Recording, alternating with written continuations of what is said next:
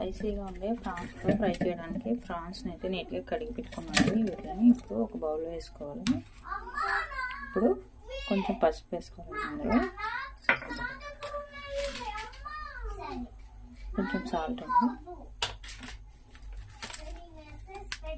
కొంచెం కారం,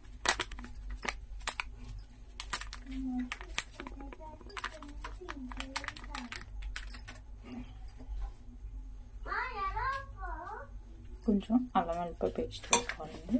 కొంచెం వేసుకొని కలుపుకొని ఒక 10 నిమిషాలు పక్కన పెట్టుకోవాలండి.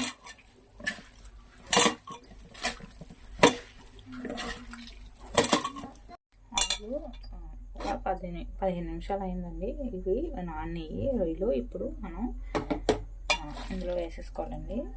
రొయ్యల్ని ఇలాగా అదే నరం ఉంటుంది కదండి, అది తీసేసుకోవాలి నీట్గా. అలా క్లీన్ చేశాను నేను. ఇప్పుడు ఆయిల్లో వేసేసుకోవాలండి ప్రాన్స్ని.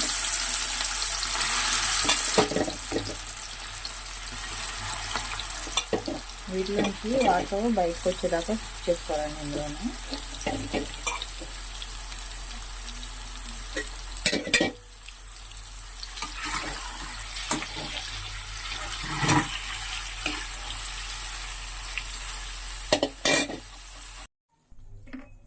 స్టవ్ ఆన్ చేసుకుని ఇప్పుడు మిక్సీ జార్ తీసుకొని 2 కట్ చేసుకున్న ఆనియన్స్ వేసుకోవాలండి. ఇందులో ఇప్పుడు 4 వెల్లుల్లి రెబ్బలు వేసుకోవాలండి. ఇప్పుడు ఒక 4 పచ్చిమిరపకాయలు వేసుకోవాలి. కొంచెం జీలకర్ర వేసుకోవాలండి. వేసుకొని వీటిని మెత్తగా మిక్సీ చేసుకోవాలి. ఈ విధంగా పేస్ట్ చేసుకోవాలి. కొంచెం బరగ్గానే చేసుకోవాలండి, మరి మెత్తగా అవసరం లేదు. ఇలా ఉంటే సరిపోతుంది, బరక్క. అదే ప్రాన్స్ ఉడికినాయండి. ఇప్పుడు మనం రెడీ చేసి పెట్టుకున్నాం కదండి, ఈ పేస్ట్ వేసేసుకోవాలి.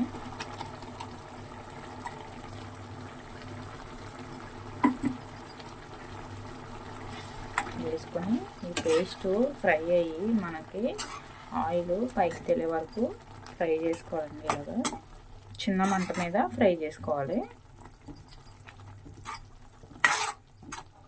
హైలో పెట్టద్దండి, మాడిపోద్ది. అందుకోసం సిమ్లోనే పెట్టి ఫ్రై చేసుకోండి. ఇప్పుడు కొంచెం దగ్గరికి వచ్చిందండి. ఇప్పుడు మళ్ళీ కొంచెం పసుపు వేసుకోవాలండి, కొంచెం కారం వేసుకోవాలండి, టేస్ట్కి తగినంత, కొంచెం ధనియాల పొడి, సాల్ట్ ఇందాక రొయ్యల్లో వేసాం కదండి, తక్కువగా ఉంటే ఇప్పుడు మళ్ళీ మన టేస్ట్కి తగినంత సాల్ట్ వేసుకోవాలి.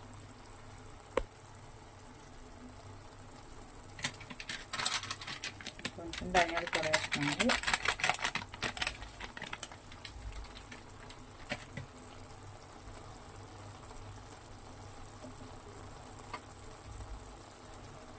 కొంచెం అల్లం వెల్లుల్లి పేస్ట్ అని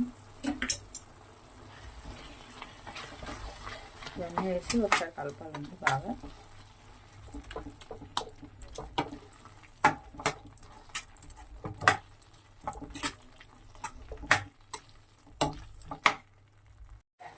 ఇవన్నీ ఇప్పుడు కొంచెం ఆయిల్ పైకి వచ్చిందండి, ఫ్రై అయిపోయినట్టే. ఇప్పుడు కొంచెం కరివేపాకు వేసుకోవాలండి. కరివేపాకు వేసి ఒకసారి కలుపుకోవాలండి. దగ్గర పడుతుందండి. ఇంతండి మన ప్రాన్స్ ఫ్రై అయితే రెడీ అయిపోయింది. ఇవన్నీ దగ్గర పడుతుందండి. 10 నిమిషాలు కానీ కలుపుతున్నాను, దగ్గర పడుతుంది. ఇప్పుడు కొంచెం కొత్తిమీర వేసుకోవాలండి.